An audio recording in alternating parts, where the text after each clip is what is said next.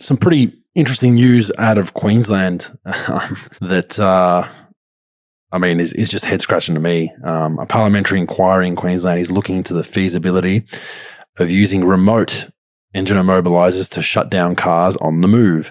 The Queensland Transport and Resources Committee has held its first hearings into whether the technology should be used in an effort to reduce vehicle theft and police chases. What do you think about that? Do you know what I thought it straight away? Too Fast, Too Furious. Remember in the scene where they have those guns, they shoot at the side of the cars and it shuts all the electrics down in it, and they start slowing them down. That's what I thought of straight away. But you know what? It's bound to probably happen, and I guess heading to all the electric vehicles later on, as we're saying last episode, it's all going to start getting quicker and quicker. That I'm surprised it actually hasn't happened already. So yeah, but there's so much. It's a slippery slope, man. I don't know. Are they now saying it'll just be on? They haven't really said whether it'll be on brand new cars from today or whenever they implement the law, or if older cars are going to have to go in and get it installed. But for how many police chases there are, or even vehicle theft compared to the community, you all know when you give the government powers like this to be able to stop a car, that's not a good thing, in my opinion. The flip side is that people are going to be able to, hackers can hack into anything these days. It's exactly what I was thinking. That's what I was thinking, like hackers to be able to do that. I mean, before you know it, you'll be driving along and they've hacked your car, slowed you down, take it, see you later. I think it's actually going to help car theft for high end. Like if you've got a high end car, or Lambo or Ferrari, someone's half smart could just immobilize your car as you're halfway down the street, jump out. You can't drive off on them. They jump out, rip you out of the car. It's just,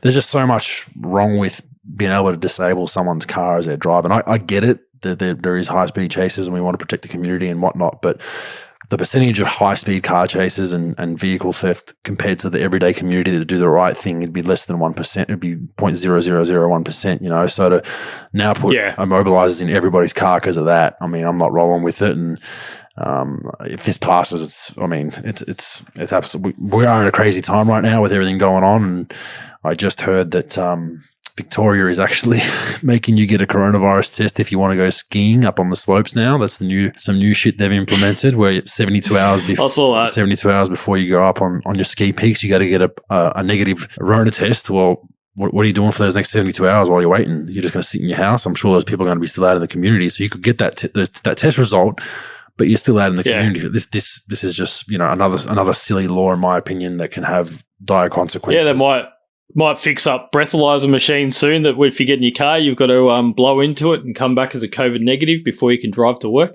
Who knows? It's. I don't get it. But back to the mobilizer thing. To me, I just think the more power you give the government with things like this, where they say it's for your safety, I straight away I have a red flag up as soon as they say it's for your safety. It's like the road traffic cameras are for your safety. No, they're not. They're to raise revenue first, and then there is a bit of safety involved. But if it was to be safe, they'd have signs up saying dangerous area, speed camera. Oh, exactly. People would slow down, right? But they want to. Yeah, I saw a post the other day about about speed cameras, and some guy just posted up going, great safety there. So someone flies through a speed camera, 6 weeks later you get your ticket. So they've done their damage for another 6 weeks driving around to get that bad driver off the road. So I'm definitely with you on that one. That it's just extra power for what? For all the money invested in it, for the return, for like you said, for that 0.1% of those car chases that happen. Yeah, I guess better ways out there to control that. So there's been a bit of pushback as well. Some prominent organisations, one being the Queensland Council for Civil Liberties, has recommended remote mobiliser technology not be used as it could infringe on people's privacy and freedom of movement, which is rightfully so. Invasion of privacy and installation of this type of technology must mean that the police and other state entities will be able to track every vehicle and presumably record where every vehicle has been. So that's also a bit of an issue. People, obviously doing things that aren't illegal but could be frowned upon. If you can track them doing that, we're talking about whatever they're doing is just not a good thing. But there will be people that say, well, if you're not breaking the law, you shouldn't have anything to worry about. But I for one value my privacy, and I for one value not giving the government any more power than they already have. Yeah. Yeah, valid. All right. Yeah. The next one we have, this one's kind of funny. Oh, this is hilarious. So Ford has filed a patent for in-car ads on the infotainment screen, using external cameras to show images on billboards and display on the infotainment screen. Now, this is the fact that this is even an idea when you now get fined for just having your phone in your hand, even if you're not looking at it. So if you're changing a song on your MP3 list, whatever you're doing, phone in your hand, fined. Now you can get an alert to driving past a Coca-Cola sign, for instance, or a McDonald's sign. It can ping you and then give you the advertisement on your infotainment screen. I struggle to see how this will be legal, but Ford are looking like they want to do it. Yeah, it's yeah, that is absolutely mind-boggling. That if that starts happening, I mean, yeah, would it make cars cheaper for some people if advertising comes in it? Probably not. So it'd be interesting. Driving along and you're driving past, your Ford Ranger and then your billboard up there for a Toyota Hilux and that starts popping up on your screen. Oh, God, I'm absolutely just shocked that this is even an idea. I just don't get it. Well, you'd imagine even if they don't do the infotainment screen, that'll somehow take over your audio, like kind of when you're in the CityLink tunnel. For those of you that live in Victoria, you go in the tunnel and they have an announcement about what's going on. It picks up. It kind of cancels out the radio you're listening to and gives you the announcement in your car. Imagine that you're driving and then all of a sudden you just get an advertisement through your audio of McDonald's because you drove past a billboard. I mean, that's where things are going, and it's bombardment advertising, and it's just crazy. Yeah, I could understand it for an Uber or a cab or something. I mean, if it makes your Uber ride cheaper or something like that, you go, fair enough. But and I hope it is just for something like that. But yeah, I'd be annoyed if I'm paying top dollar for a car and then that's happening. I mean, that'd just put me off it straight away. Yeah. So, yeah. Not a fan. I don't think that gets up. Surely not. I mean, there'll be maybe through audio only, but I highly doubt. I've always wondered the phone thing as well.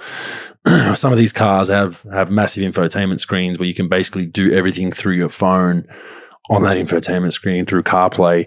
To me, that's very, very similar to operating a phone. So I always scratch my head with, there's so many distractions now on the panel of a car with air conditioning buttons and heating buttons and seat warmers that, to me, I reckon we're going to one day see all that be gone as well with the way the world's going with safety. Oh, yeah, hands down. And that's the thing that, with heads-up display and everything else, that if you're really not used to all that, it can get quite overwhelming damn fast with everything just right in front of you. And then these screens, just getting bigger and bigger and bigger. Interesting times ahead with that. So, but I believe that'll be shot down real fast. But like I said, hopefully that's just for, more, I guess, Ubers and taxis. And then you kind of go, make sense if it's going to reduce the cost for your ride. So see what happens. I mean, they have them in the States. The States in the US, the taxis, at least in New York and the big cities, they have a rear fitted screen on the headrests of the driver, and then it's just playing advertisements and different things. So I've seen that before, and I don't have an issue with that because it's for the passenger. But distracting a driver when we already get fined, just for like for instance, the stupidest thing with the phone rule to me is that if you're in neck-to-neck traffic in the CBD and you're not moving at all